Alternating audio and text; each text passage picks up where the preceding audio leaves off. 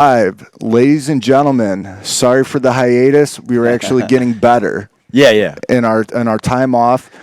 So you are now getting the best coach and the blacksmith. Good morning, everybody. I guess it's good afternoon here. It is. In Cleveland, Ohio. We'll say Menor, Ohio. Yeah. Just 30 miles east of Cleveland. Correct. Give you guys a spot. You know, we're after Christmas. How was your Christmas? Dude, good. Family, gift giving, all the above, food. First thing I want to talk about, though, is, and Okay. that leads me to my first question. Like, at some point, I really don't give a fuck how your Christmas was. Like it's almost too much. Like, everybody I see, how was your Christmas? Yeah. What am I supposed to say? Oh, it fucking sucked. My kids had 3 presents each. We ran out of money. Yeah. And I can't pay my bills. But, hey, how's your day going? Dude. Like, I want to be honest with these people and say, listen, man, you know, I was just talking to Tim about this. Tim's our engineer, by the way. And he's an engineer that wants us to learn how to engineer. So he's only going to be here for a little while. But he was talking about how, people, like, I was saying how people have real money and people don't have money. Yeah. My brother-in-law, my sister-in-law, she lost her job. And he's been a police officer for decades, and he's got probably $500,000 in the bank. She's got $500,000 in her 401k. They're like in their 50s. And he's sitting there with my wife and he's talking about struggling. And I'm like, what the fuck are you talking about? Yeah. Like, dude, I have I just gave $50 to Lincoln. I have $740 in my checking account right now. You want to talk to me about what struggle? What the fuck, man? I got my house payments due on the 1st.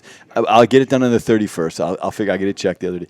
But, I really think about we're never honest with each other about how things are going. It's like we want to say it's going great, on to the next thing. But in reality, man, everybody, and I'm not saying my struggle is any different from anybody else's, but I really don't necessarily go, hey, what I say to people is I don't say, how was your Christmas? Because I don't want to be like, fuck. I just say, is everything good? You happy? Have a happy holiday? And people don't say happy holiday. I go, listen, it covers everybody. Kwanzaa, Hanukkah, Christmas, New Year's. Happy fucking holidays. Whichever one you happen to celebrate, I hope it goes well. Yeah, that's all you're trying to say. That's all I want to say, but everybody's like, how was your holidays? How did your Christmas? So do you want one pissed me off is I just made an Instagram post about this, is the days leading up to Christmas. Yeah. People saying, hey, you ready for the holidays? Yeah. It's like, what does that mean? Yeah. Am I ready for them? No, I'm clearly not a planned out person. I shop the day before Christmas. Yeah. Like, it was funny because my kids wake up and they're like, thanks, Dad. I'm like, listen, I had nothing to do with this. Yeah, it was all Mom. I fucking hate Christmas. Yeah. I fucking hate the whole premise behind it. It reminds me of a fucking failure I am sometimes. I just, some years are better than the other, but it's sort of like that benchmark. How was your year? My dad was always like that because, my parents, we'd fucking struggle all year and you get that bonus check at the end. Yeah. And that fucking guy would buy us $2,000 of equipment and of like technology and shit for like, it was like that late 70s. Like, Dad, you should just put that money in the bank and got me one fucking thing. Because I didn't give a shit about that stuff. But it is funny, society. though. Yeah, no, even then. But it was funny. How's your Christmas? Fuck, Yeah. But anyway, so that was my first bitch today. I wanted to bring that up, and it was funny how we led into it because I must have heard that 1,000 times. And I was almost like, don't fucking ask me. Yeah. Don't ask me. Well, you don't even care, probably. Yeah, I mean, just want to say your wife's cheating on you, your husband's, Yeah. But I don't want to tell him the truth. You know what I mean? For sure. Have a happy holiday. So we've been on hiatus. Haven't really talked much on screen here, but we've been working on our game, if you will. Yes. We're still in contact. Of course. Still having our stuff. We're working on our game. So we're going to try and be more consistent with this. We're going to pick this up in the new year. That's our resolution. I was just about to ask what your resolution was. Our resolution. But it's funny, like, this is indicative of who we are. Yeah. The month and a half hiatus is a completely indicative of who we are as human beings. We are totally committed to doing things, but fucking how often do we get distracted with shiny objects? I know. Like, and go in a different direction. We should be on this thing talking to people, giving a little street therapy. Some street therapy. Yeah. Which, by the way, Joe was giving right before this podcast. Like, serious street therapy. So serious. He's not a licensed therapist. Nope. So he calls and helps people when they're in need. But I just thought, I'm listening as you're talking. Like, we're getting ready to go on. And somebody calls Joe, and they're like, hey, I've got this problem. He's got someone that's dealing with addiction and how to deal with that. Yeah. And I'm hearing it in my microphone, and I'm like, I got a minute. I go, you got a minute for this conversation, then we got to get started. And then as I'm hearing it, I'm like, holy fuck, man. This is like someone is on the, like, half in the bucket and half on Jacob's ladder. I mean, they're fucking ready to go. Yeah. I'm like, I just put my I'm like, okay, I'm just going to shut that off. Whenever Joe's ready to get started, we'll go. But no doubt. And I gave you that look like, bro, that minute serious, ain't going to cut it. Yeah. Let's save this cat's life in a minute. Yeah. Stop using drugs. Have a good day. Yeah, I wish it was that easy. Yeah. No, it's not. We both know it.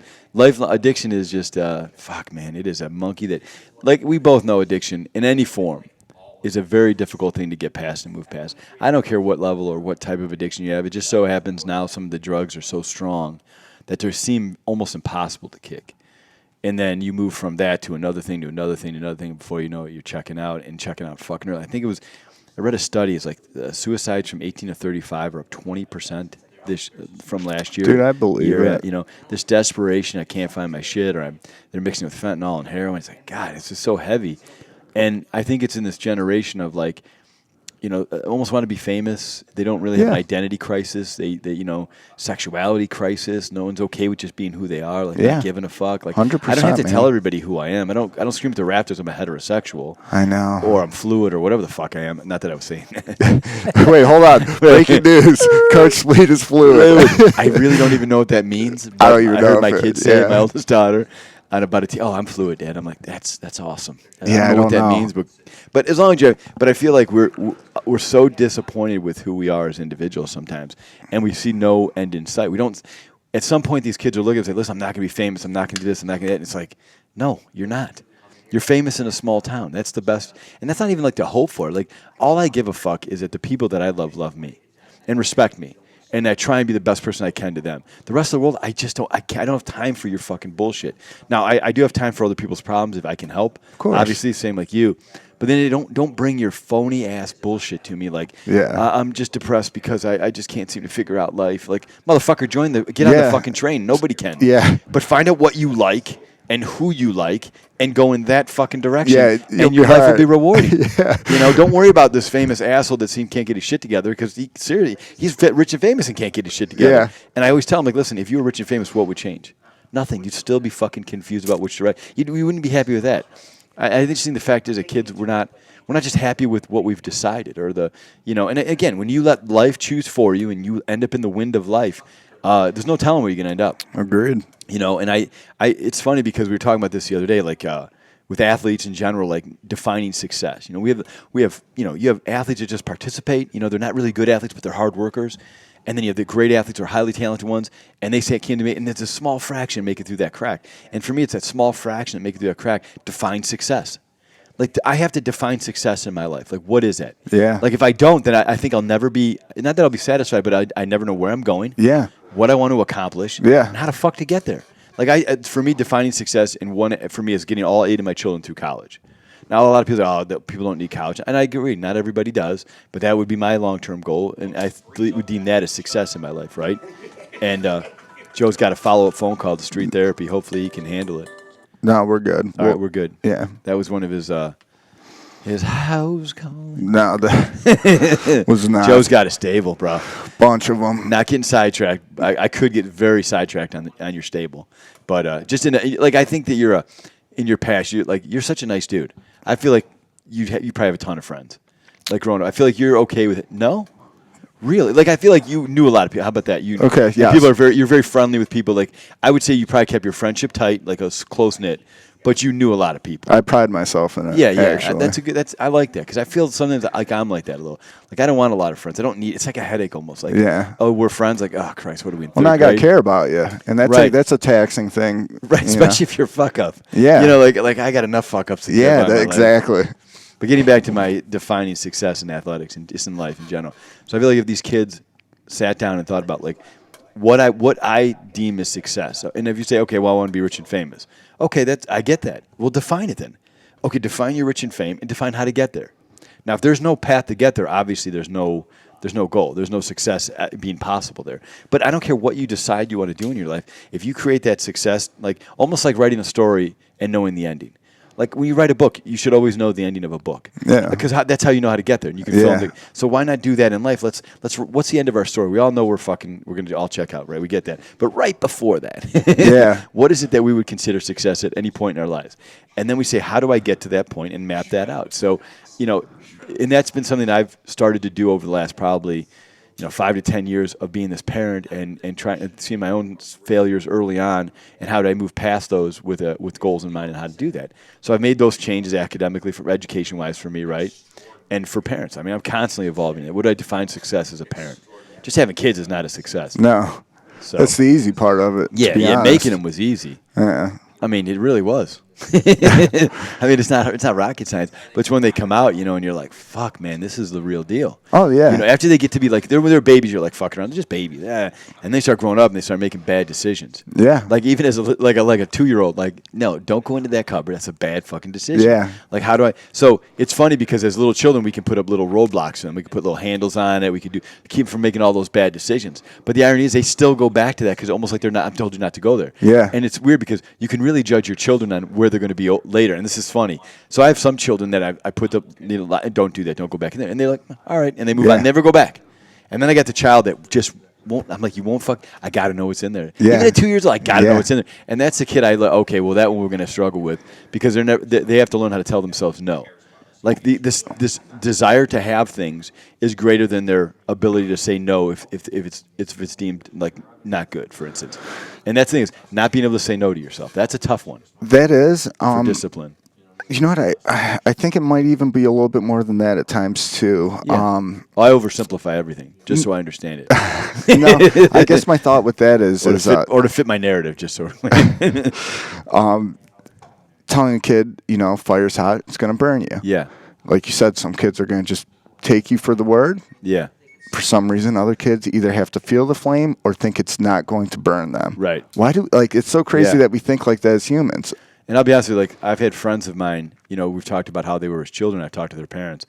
And some of the kids that have struggled the most with addiction were the kids that could not stop going into the cupboard to find out what was behind it. It wasn't what was in there. I was just going to tie it to addiction. I'm sorry. Man. No. I stepped all over it. Dude, no. I'm 100% with you. So I didn't believe that I was going to get addicted. Yeah. I was going to be different. I was going to touch that fire, and it was not going to burn me. Right. Which is so crazy. I mean, that's such a telling sign of unhealthy thinking from a young age. Yeah. Like, why? Like, why can't you just accept that, that is fire, it's hot, it's going to burn you. Right. You're not special. You're not a superstar. Like, you will get burned. I just think it's almost like deep-rooted almost. Right. So what I've tried to do is I've tried to identify those in my children because I know I've had that same character trait. Like I'm always like I'm the guy that wants. I feel like jump on my back, you'll be safe. Yeah. I'm like I should be the one driving because if I'm the one doing that, I know. Trust me, you're in better shape with me, and that's arrogant, hubris, whatever. But and again, going back to addiction, it's hard to say no to yourself. And that's one of my most difficult tasks in life.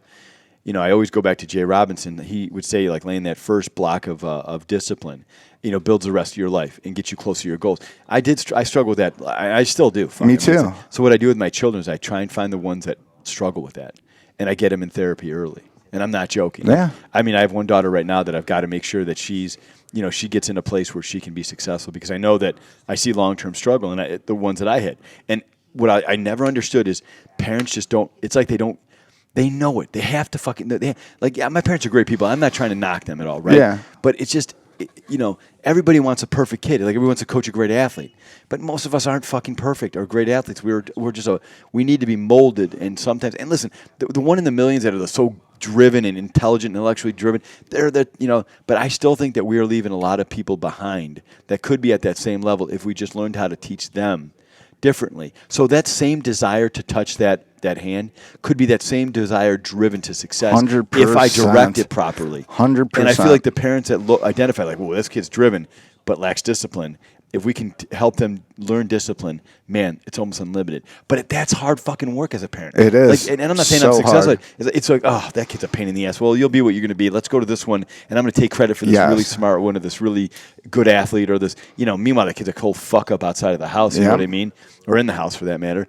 And I find as parents, we gravitate to the ones that seem to be the most well-adjusted or represent us the best. And it's like, oh, that's, and then the ones that don't, it's like, hey, what are you going to do? On the other hand, I do not dodge my good. I think I have all great children, but I believe that each individually they struggle, just like I did. What the fuck? I mean, they came from me. Yeah. There's a good chance that, and that's the part of me, the duality of my existence that I struggle with, is that I had children knowing that I struggled with that type of stuff, and but I feel like I'm motivated or driven to make sure that same struggle doesn't repeat itself again. Like I'm already early on. Do I have the right therapist? Do I get him on the right this? But not knowing it or not identifying it really irritates That's the me. issue. Yeah, and that's the thing. That's what I commend you for is, this isn't an arrogant thing. You're identifying it. I'm going to do my best to And if you don't know, find somebody smarter than you. 100%, the fuck, man. I see people there's fucking people in this room that are smarter than me in different aspects. So why not rely on them heavily 100%. to help you with your issues in one way or the other? And I feel like that's another thing we have. Obviously, mental health is something we've always struggled with, as identifying or admitting it or whatever else. Along those lines of potentially showing weakness to the masses, like, oh, I can't have mental health, I can't be this. Listen, I feel like I'm a pretty bad. I do. I really, and I know that goes back to that stick in your hand in the fire. You believe you believe in the world that you can overcome stuff. But at the same time, I understand I'm a flawed human. I'll make fun of kids when I was at this thing at VASJ as a high school I went to, as a Catholic high school, and I swore a couple times. And the look on the kid's face were kind of like, oh my God, uncomfortable. And I'm like, listen, guys, God knows me. Like, this is he when I walked in this room, he knew who was coming in. He's not going to try and stop me. He knows who I am. I understand who he is, and we have a relationship like that. I don't try and fake him out by saying shit that's absolute bullshit, and he doesn't fake me out by telling me stuff he can do that he can't. It's the same thing like a parent. Don't bullshit your kids. Just give them the cold, hard facts and try and help them adjust to them as they need them. You don't give them to them all the time. It's like Santa Claus. That is let's do that first. Okay. That's my next one. These people that think they you tell your kid Santa Claus is real. What the fuck is wrong with you?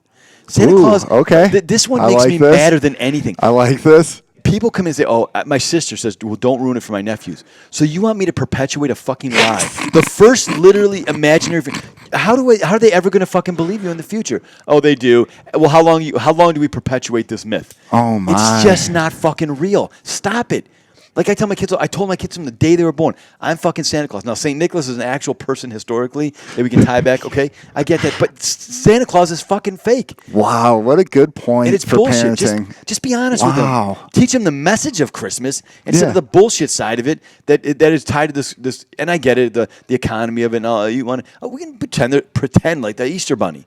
Like, there's no 6-foot bunny running around fucking dropping candy in buckets. Yeah. And there's no Santa Claus, for Christ's sake. Now, that may ruin your and they go, oh, it ruins Not their childhood. all. Oh, Not my God, all. it doesn't. It tells them what it is. Yeah. And this is a magic character that can make you fucking mouse. Dude, I'm taking that stance. Nope. I'm taking that stance, and I have a loved one that spends a lot of time with me, my niece. Yeah. She's about to be 3. It's already ruined, but I might even try to salvage that. Just talk to her mom and be like, look. Yeah. Like, she's about to be 3. Let's just cut the bullshit. Right. Why are we doing? Yeah. Why are we? You're legitimately. You acknowledge you're fucking lying to the kid. Yeah. And then you want to develop this trust relationship. Dude, listen, what a good point, ladies and gentlemen. If you take anything so far, that is it. What a great point. Yeah, my kids know that when they come to me, I may tell them something. I may smooth it over, just so I don't hurt their feelings. Yeah. But when my kids ask me a question, it's always been my feeling that I have to be as honest as I possibly can within the parameters of being a parent. Right? I don't want to be a jerk or anything like that, but I have to be honest. They have to know that they come to there's one person on the planet that tells it like it is. And doesn't sugarcoat it. Go to somebody. I mean, my wife's awesome. She's beautiful. But sometimes she wants to make them feel good. Listen, I want to make them feel good too, but I don't do it at the cost of their integrity or their learning or anything. I mean, because Christ, how many times have we compromised, or just our integrity alone? It just sucks. It just sucks. So for me, that Santa Claus thing burns my ass. It starts you off with believing in imaginary friends. So bad. Friends, it's so unhealthy, to be honest. And then 9 years old. And I'll tell you the basis for this. So I have a stepson. His name's Clay. So I came in his life when he was 3. And, I made the joke, hey, Santa Claus isn't real. And he was like, I don't know, 5 or 6 or something. And this is why I changed it, because he's like, what? He's like, what do you mean Santa Claus isn't real? I'm like, Clay, come on. You knew that. And then I said, Easter Bunny's not real. And he teared up. Oh, yeah. And I looked at my wife and I go, I never want to see that face on anybody. Awesome, man. So we got to build these kids up just to fucking punch them in the mouth. And when they're old enough, they found out another way. But you're still hey, let's pretend. Well, what about them defending it? So that's the best. No, it's actually defending it to the parents one thing, but what about the kid that still believes, his friends start not believing, and now he's looking like a schmuck, like a total dumbass in school. Yeah. Oh, dude, why would you do that to your kid? Yeah, that's what I said all the time. Oh, my. What a great point. Yeah. I love it. I'm convinced. And my sister's always like, don't tell him. And my nephews, I'm like, you motherfuckers know there's no Santa Claus. They're like, no. I'm like, well, there isn't. Have you ever? I'm like, this is insane. And they at the time, they were 9 or 10 years old. I'm like, I can't do this. You're going to find out in school, and you're going to be embarrassed when you get there. And when you're going to be the one that doesn't know, and everybody's going to be like, oh, look at him, make fun. I'm like, not that I mean, we can get beyond that, but it didn't have to be that way. Just tell them the fucking truth, man. Did you do that out of love for your nephew? Because that's where it would be almost tough. I didn't want him to feel bad. My sister, like, she said, okay, they were 10 by then. I said, can I just fucking tell him? Yeah. She's like, oh, you tell him, or something. I was like, all right. It was good. I'm like, and then I went to, like, it wasn't that they were lying, which they were. Let's not bullshit each other. Yeah. But they were trying to create this feeling of love and giving. Oh, good sell, You know, and I go, but at the end of the day, guys, it is what it is. It's still bullshit and lying.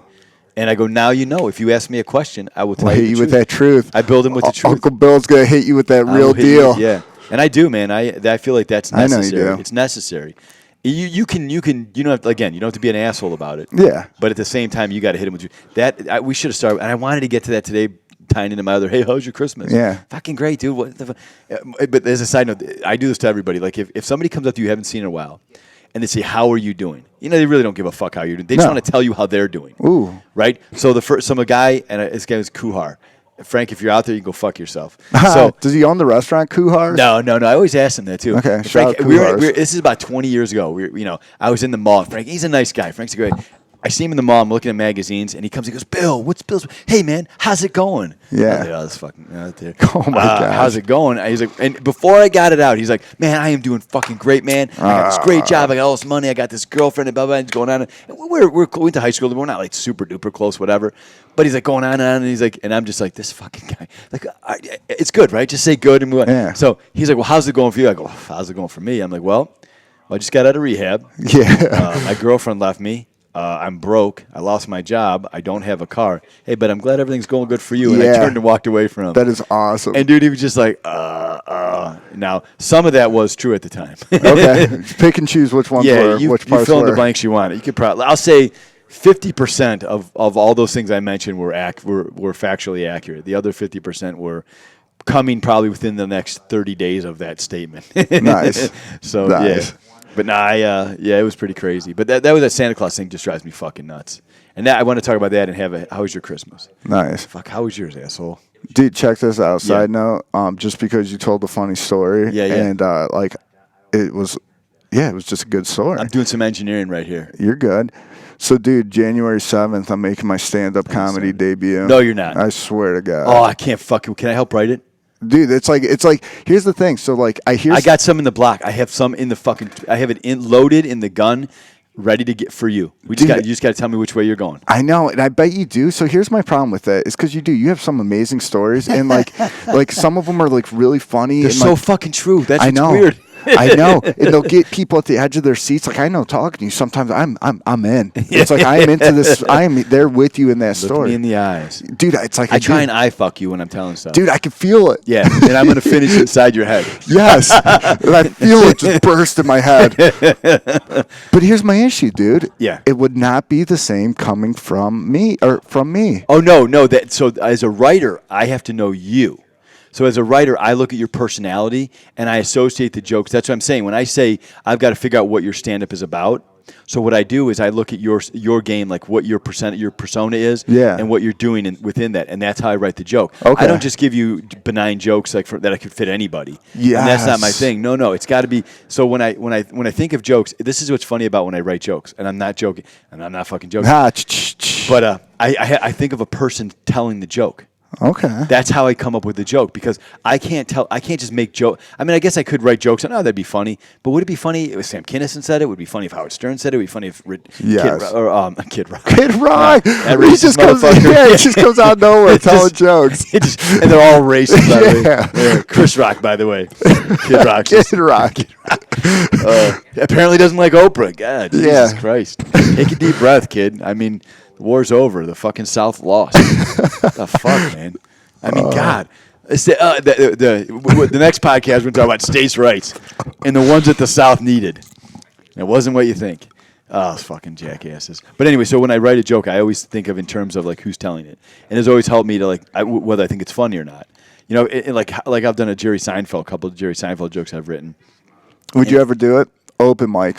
Open mic? I think I would, but what I would think is, unfortunately, it would turn into this like fucking motivational speech. Yeah, you know what I mean? No one laughing. Yeah. Fuckers crying. Yeah. just like what the fuck I came here to laugh, you asshole. Yeah. Not feel sorry for myself. That's my biggest fear, though, is I'm going to end up monologuing into a tangent that nobody wants to hear. For me, with you, it's a self-deprecating persona that you're a strong, funny, intelligent person, but the self-deprecation is saying, okay, this is my persona. I can stick my hand in the fire and not get burned. At the same time, I'm still very objective about evaluating yourself. Yeah. Like, listen, I'm the guy that says, if I stick my hand in this fire, I won't get fired. But I'm the guy that hands a guy a $1 bill if he needs like toilet paper for his kid. Yeah. I mean, it's just this weird duality of your personality. Like, you have this strong, intense conviction to help and serve.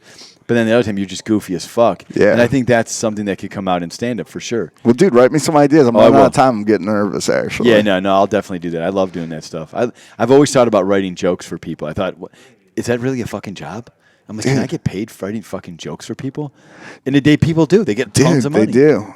I'm amazed at, like, I get on a roof, I put shingles on, I break my fucking ass, and I'm like, okay, I get like $125 for the day. And when I tell people that, or like 200, they like that. That's all you get paid? Really? Oh, fuck, that sucks. What do you get paid? And they do, like, literally have a bullshit job of, like, I'm an accountant. Like, you do, like, no, I'm data entry. Dummy. Yeah, data entry, And I make, like, $75,000 a year. Yeah. Like, God, fuck, man, I would do, seriously, 75 G's.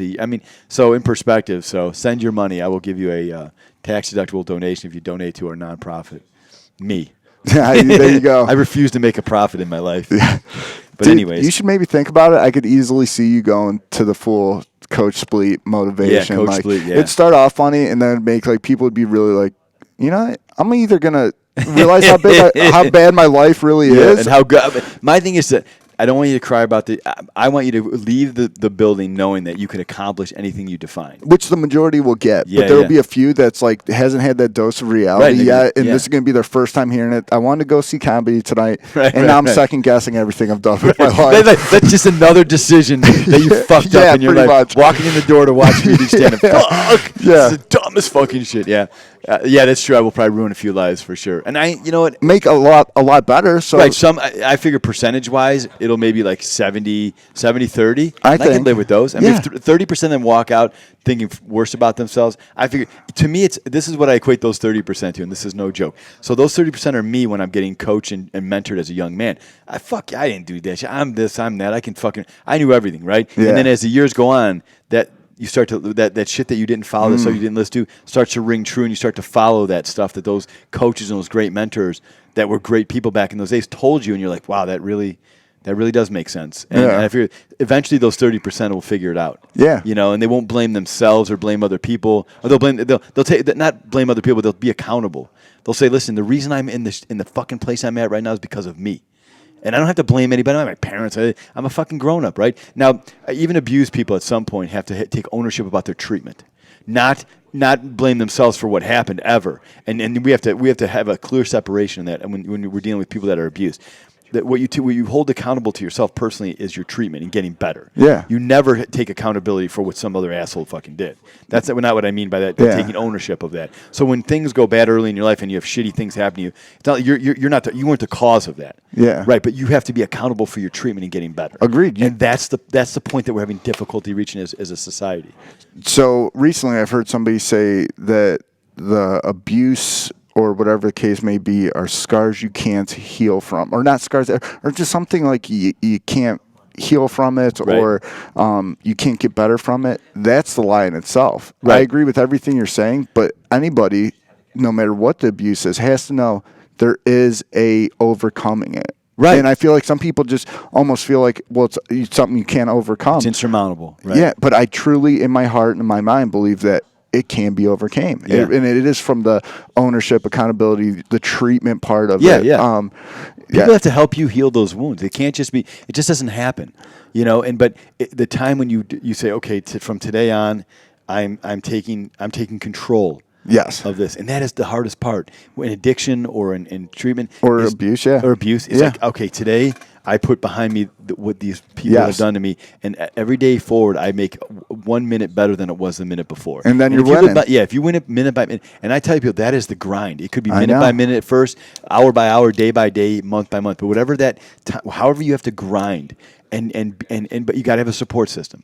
and we never do this alone. That's the key too. Is we never go about success alone, whether it be financial treatment, whatever it is. We have to have people around us that want to help us succeed. Yeah. And sometimes I found, which is funny, like some of the worst addicts I've ever known that have come out of treatment that you think, oh, I don't know if I listen to this fucking jagoff. He's at a whole. They're the ones that can look at things more objectively than anybody. So they've been through the gamut. They've been through the whole thing, and they've come out on the other side. And listen, it's not all sunshine and rainbows. That struggle doesn't always, shit doesn't disappear. But what we do is we learn how to compartmentalize that pain and suffering to a place where it's manageable. Yes. And when we can see sunlight, we can see rays, we can be happy, we can have a smile, But it's always difficulty when I put a price tag, like therapy and stuff. I don't have insurance, I can't pay for this, and I just that's part frustrates me. Is sometimes it's access to it. And knowing where to go and finding and even being open for that, and you may be dead before you realize or you ever had the opportunity to be open to treatment. Well, that's the sad part, whether it is not seeing it or believing that it could be overcome or resources, whatever those might be. That's like the sad part of it. Is there some people that are wallowing in addiction, abuse, and they think that that's how it has to be? Hey, this is it. And it's just like, wow, it's tough. Yeah. That's just sad. It's like you can get better. And I think people in my life, that's how I was able to realize that there is on the other side of that pain, there is that joy. Yeah. And it wasn't until I saw that through other people. But I think if I would have kept surrounding myself by all these fucking jagoffs in my life, I would not be, I don't know where the fuck oh God, But then you almost start believing that's the norm. So if you don't see the, people with hard situations overcoming them, then you almost start to believe that drunk is, piece of garbage, that must be, and it's like, well, no, maybe there's a little more to that. You know, maybe there's some mental health. Right. I guarantee homelessness. that. Oh, I got my daughter's like, I had to give him money. I'm like, he didn't listen. It's a lot bigger than I don't want to live in a home while this guy's on the street. Yes. And if I can give him a little bit of peace for the next half hour, then I will do that. Same. And whatever his journey is, and he may be at the end of his journey, maybe in the beginning of his journey, but if one person just shows they give a fuck, maybe it's through $1, maybe it's through here's my food. Like I was in Washington D.C. and I bought this. My wife bought all this food for the kids, and it was just garbage, dog shit, cheesesteaks and stuff. Now, they ate most of it, but they didn't eat the rest of it. And there was we're going to throw it back. You got to throw that away? I won't fucking eat it because it's not my food. Yeah. But there's someone that will fucking eat that. Yeah. There's someone that will lick the bottom of their feet for that. Are you fucking kidding me? So Washington, D.C. has done a good job of eradicating their homelessness. Yes, they have. But they're still out there. Yeah. So as we're walking away, I'm carrying this food with me for an hour. Yeah. I went into a museum, came out of a museum, carried the shit with me. Good man. Wow. Until I found that right guy. The guy had a dog. He had a little dog, and they had a fucking great meal. And he was just, and the thank you. And listen, you don't need a pat on the back for doing that. You shouldn't have to hear a thank you. And that's very kind of him to say that. But my kids are like, oh, you just did that for a thank you. I go, no. I don't give it. That guy could tell me to go. I would love him to tell me to go fuck myself. I know. I'd be like, I was like, high five. Right? Yeah. Exactly. That's what I'm talking about. Yeah. But, no, it was so cool because, you just imagine that you had some homeless guy fuck yourself. Yeah. It's like, what, buddy? That's deal. Yeah, I would love that. That would be fuck. I would love that. My kids, they're having we live in an area where they have the perception of security, and the perception and the actual are clearly two different things, and especially in this society. So the perception is you're in a safe, well-to-do, or not well-to-do, but even quasi, middle class, area. And the reality is, I tell them, you have nothing. You have no, whatever money you make is yours. The money in the bank is mine. That money goes to feed everybody. With the savings, we talk about jobs and all this stuff. But I look at people that they don't even see that. Yeah. So that's what my kids don't understand. Is you're thinking of what's next. Hey, because you're getting coached every day. You can coach every day. What's next? What's next? What's next? Define success. Find a game plan. I'm pounding it in your head. And if you don't make it, well, fucking you never were. And that's my philosophy. My wife said, well, what if they don't? But then they don't. I mean, I can't fucking. But at the end of the day, most kids in the world do not have that coaching every day of what's next? Success. Let's look at kids in any type of urban area or even rural for that matter. Fucking urban, rural and urban. They're literally left to their own devices. Or even in the suburbs. Yeah, suburbs. Let's be honest. They're out. They may be even worse. Their parents are the charade of I'm being a parent. Yes. And these kids are out here fucking around now. They're deep into hair. Fuck. Nobody wants to be a parent. We all want to call ourselves parents. Yeah. Nobody wants to be a parent. Guess what? It's a tough job. Oh. And then You you got to signed make up for it. Well, here's a good one before we check out here because we got to get going. But I'll tell you this. So my son, he just had my first grandchild. We saw him. Oh, that was awesome, right? So we were talking about they live in Chicago. They make good money, right? So they're talking about like, okay, we got to put him in a daycare. And I was like, fucking daycare, dude. What are you talking about? I know. Your wife works, you work. What do you mean you got to put him in a daycare? Well, we both have to work. I said, how much? It's $1,700 a month for this daycare. I'm like, Mamma mia. Right. And I was like, this is crazy. So I said to him, why did you have kids? And he's like, what do you mean? I'm like, well, your mom and she's worked part-time, full-time, on and off. I've worked part-time, full-time. But someone has always been here with the kids. And, yes. And at some point, no one's alone. Like, it's like, and especially for the early kids, like the first 4, my wife is there the whole time. And then for the bottom 4, her and I have been on and off the way we worked with our schedules and stuff. But that means a financial sacrifice. That means we can't have we can't get all the new cars. We have shitty credit. But the sacrifice is that where someone is there with our kids. Now, I'm not going to say it's always priceless, right? But it's like I say, Clay, what the fuck? I'm like, and if he's watching, I'm sorry, but at the same time, my wife and I were talking about that. It's like, what's important? Like, it's important that someone is there with him right now, and it's so you sacrifice finances for. Who gives a fuck? Yeah, that's my point. Is what's more important? You want him around people that don't know him, don't love him for 6 to 8 hours a day. No, right. And it's funny because when he comes to our house, it's awesome because he's such a cute little guy. I like literally hold him all the time, and he never sits down. Like we were constantly holding him, and I feel so bad. I'd like him to move back here, and I'll watch him. I know. I'll do it for 12. I'll do it for 1,200, Clay. Yeah, exactly. Yes, well played. I'm just kidding. But no, it's one of those things where you have kids and you've got to make. And Clay's such a great dad. I bet, dude. He's my oldest son, and he's like a champion to me. He got me. He's that person that was like got me back. Literally, like I think, just on a better path in life. Like I think, good.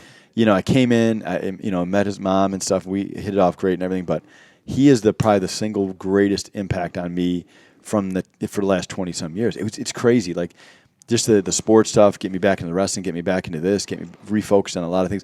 And when he's not around, I have a tendency to make fucking stupid mistakes.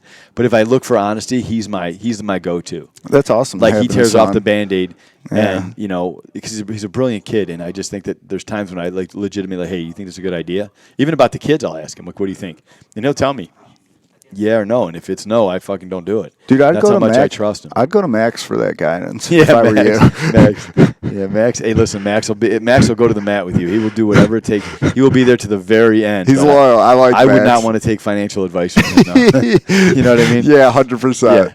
Maybe if I need someone to fight with me, I call Max. If I need to make an investment, we call somebody else. No doubt. But all right, we good for today? We're good. We are. What round was this? 7? The 7. Okay, so the idea is we want to get to round 10 by next week. So we're making this commitment to our team. Yes. This team here, and we got more podcasts coming. We do. That's going to be cool. Let's do it. I got to be honest, like I miss being with Joe and talking to Joe. It's weird because it's like almost like you just kind of it's weird. It's cool. It is. I enjoy it. It's fucking funny. I feel better about myself when I leave here. Nice. And I open the door, I'm like, life sucks. No, I'm just kidding. I'm just teasing. That's a good one. That was a good one. If you want to hit that blue button, sign us off, and definitely hit him with the catchphrase. Okay, wait a sec. Blue button. Okay, right there. Yes, sir. Where it says finish. Yeah, but you know what to tell him. Yeah, but like a blue button. If I had a blue, when I'm gonna finish, with the old lady. What are you talking about? When you finish with the old lady, just press a button. You can just finish any time. Dude, I'd do that anyways. All right, here we go. Go fuck 2 minutes is 2 minutes. 2 minutes. Hit that button.